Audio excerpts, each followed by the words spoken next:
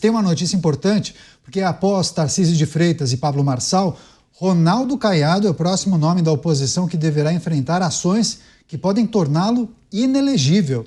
Desta vez, o Ministério Público Eleitoral pediu que o governador de Goiás seja julgado por suposto abuso de poder político durante as eleições municipais. Ele é acusado de ter usado o Palácio das Esmeraldas, que é a sede do governo goiano, para realizar eventos de campanha para Sandro Mabel, prefeito eleito de Goiânia. Segundo o órgão, Caiado teria promovido reuniões, jantares com lideranças políticas ao longo do primeiro turno, além de ter utilizado materiais do governo e serviços de funcionários públicos para buscar apoio a seu candidato na capital do estado. A pedido do Ministério Público Eleitoral, pode atrapalhar, inclusive, os planos do governador de Goiás, que já se colocou como pré-candidato à presidência para 2026. Começar com o Cristiano Beraldo, nomes da oposição podem ficar fora das eleições de 2026, mas especialmente em relação a Ronaldo Caiado. Claro que tem esse episódio, em que ele promoveu ali um jantar, uma reunião no Palácio das Esmeraldas, e a oposição entende que ele teria cometido aí abuso de poder político e econômico. Não deveria ter utilizado o Palácio das Esmeraldas e sim qualquer outro lugar que não a sede do Executivo Estadual de Goiás. Beraldo. Canhoto, só me refresca a memória. Nós estamos falando do Brasil, não é?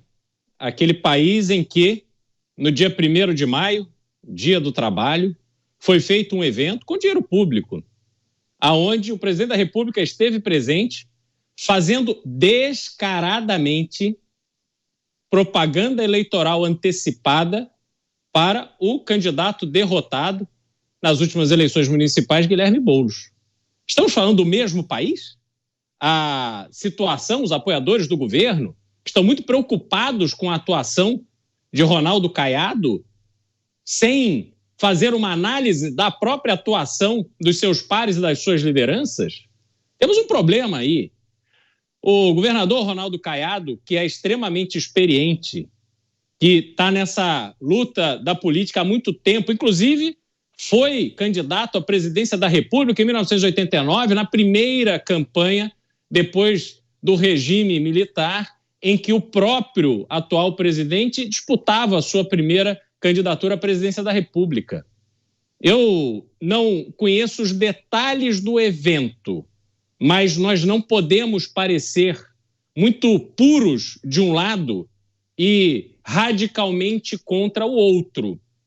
É preciso que haja um equilíbrio nas posições, na atuação e que, sobretudo, o judiciário eleitoral não se pode deixar usar de forma a conceder vitórias de circunstância a um lado ou a outro. Não me venham dizer que uma multa de 5, 10 ou 15 mil reais, que foi suficiente para punir o presidente da República em flagrante delito eleitoral, tem que ser equilibrado do outro lado com um pedido de inelegibilidade. Isso não faz nenhum sentido. Mas, Canhoto, por fim, estamos no Brasil. Talvez tudo possa acontecer. Dávila, em nota, o governador de Goiás disse o seguinte, vou abrir aspas, tá? Causa estranheza a manifestação do MPE antes da devida instrução processual, pois testemunhas do caso ainda não foram ouvidas para esclarecer os fatos. Ele ainda emendou dizendo o seguinte, os eventos de campanha foram realizados fora do Palácio das Esmeraldas. Agora, Dávila, Caiado não começou agora, Político experiente. Não me parece que ele cometeria um erro desse,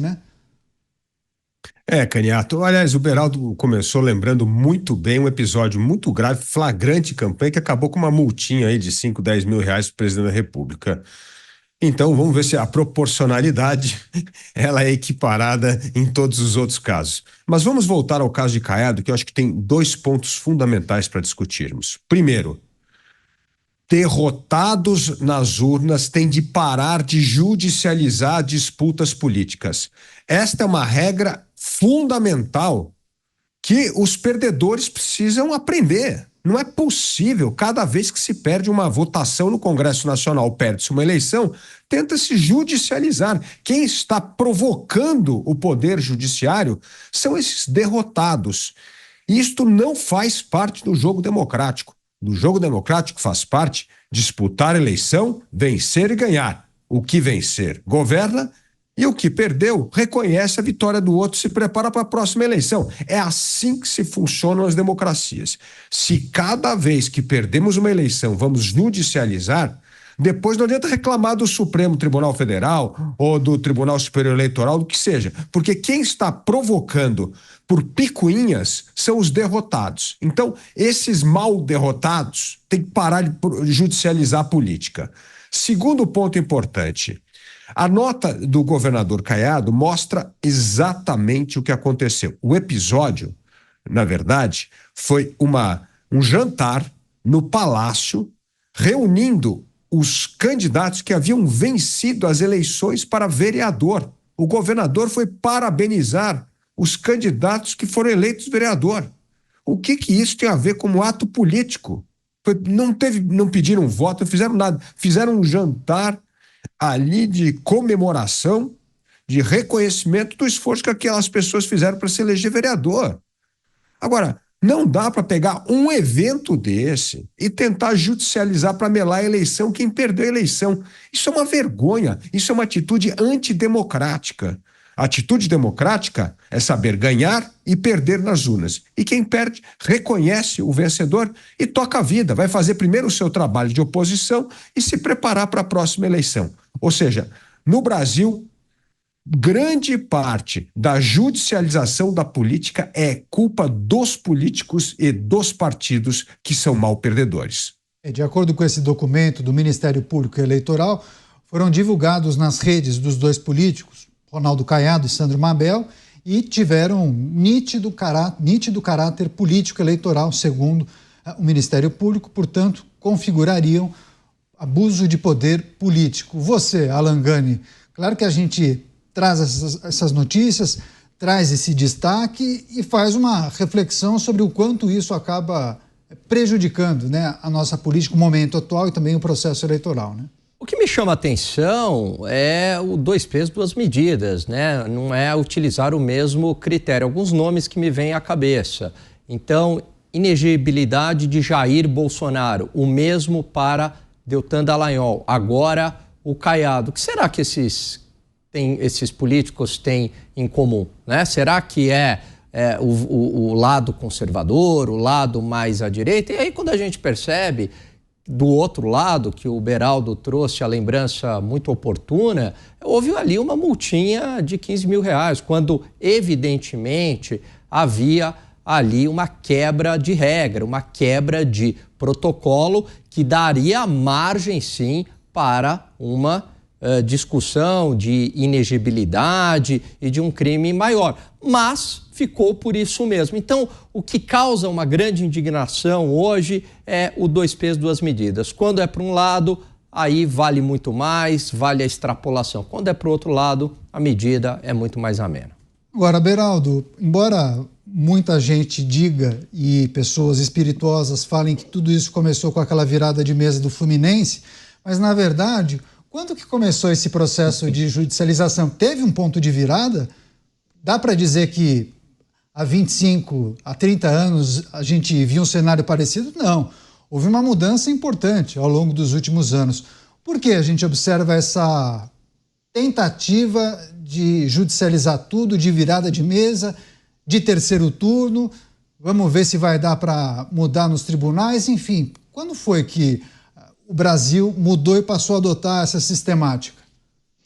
Bom, Caniato, esse é mais um sintoma da doença provocada no Brasil a partir da Constituição de 1988.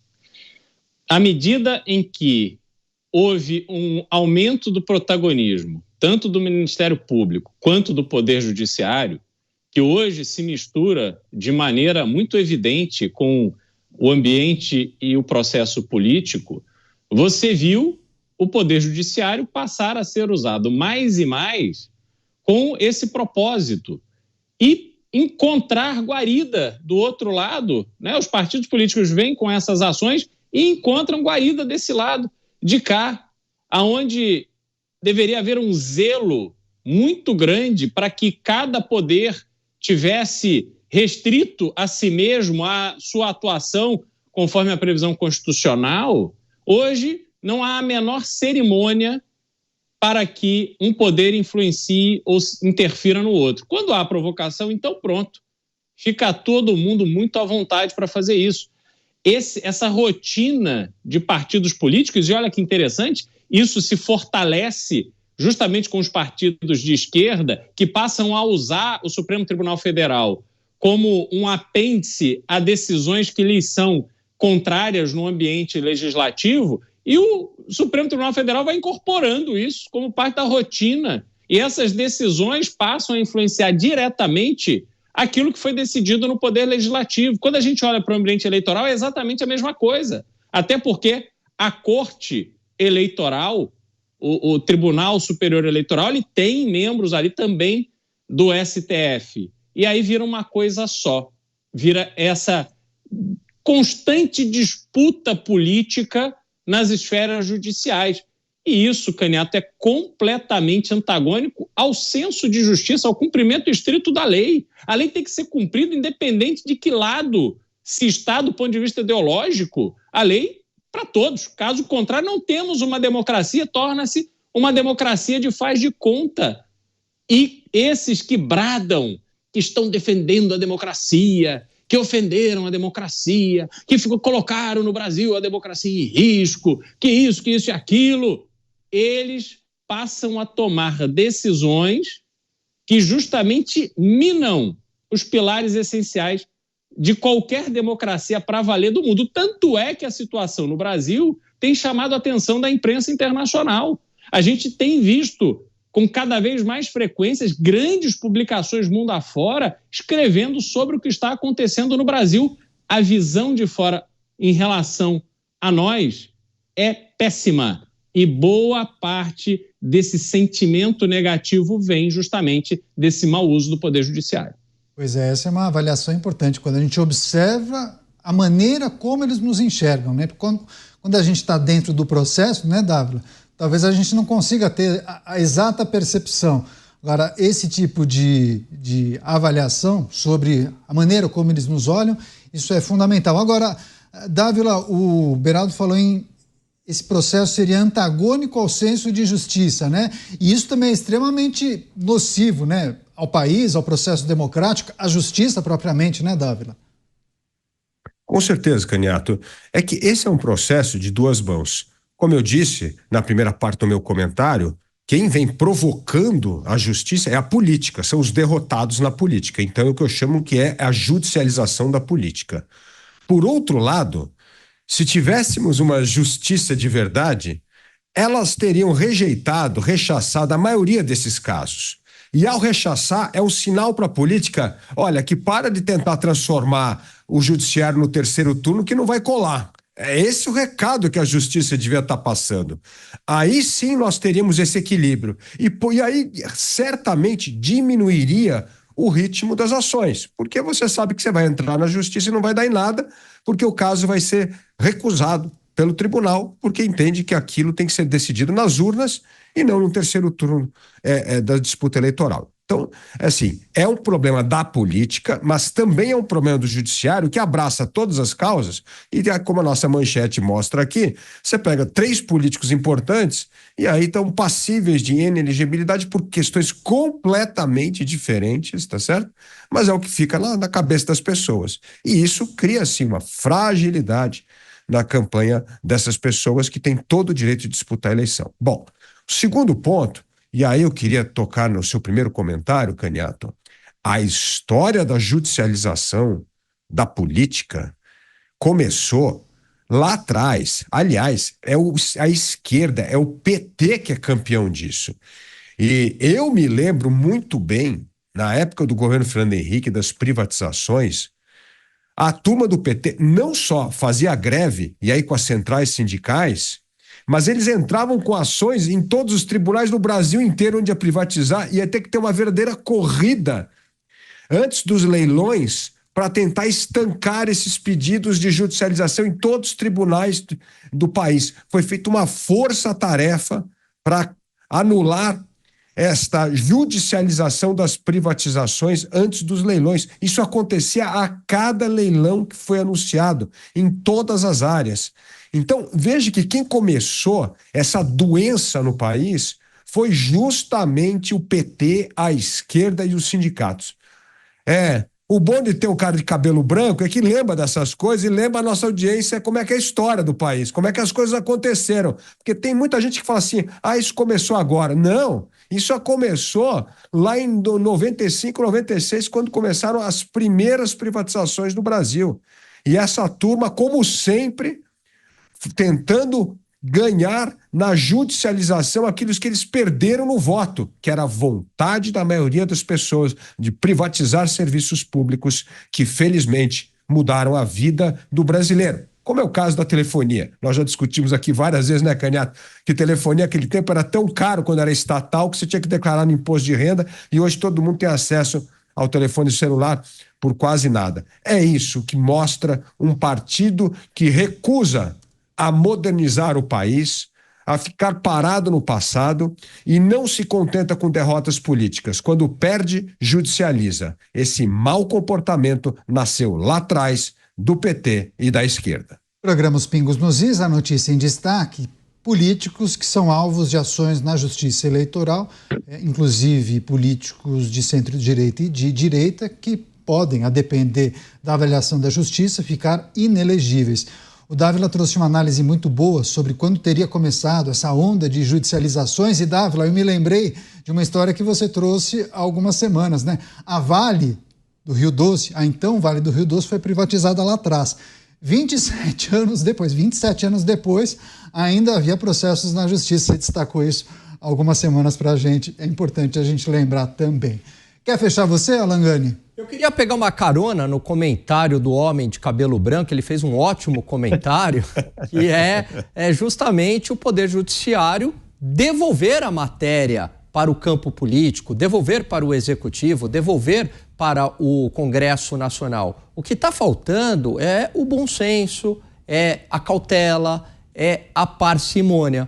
Mas, ao contrário, o Poder Judiciário sente o gosto pelo poder e o gosto de governar, de legislar na prática. Então, a democracia hoje no Brasil, ela está doente. O Beraldo trouxe uma observação bastante importante, quer dizer, a lei não vale de maneira igual para todos, esse é um dos pilares da democracia, e o outro é a independência dos três poderes. Mas hoje a gente não verifica na prática essa independência dos três poderes. O que a gente verifica é um desbalanceamento dos três poderes. Entre os três poderes, evidentemente, o Poder Judiciário é aquele que tem mais poder, que se sobressai. Depois a gente pode até colocar o Congresso e depois o Poder Executivo. Isso é tudo, mas não é uma democracia plena.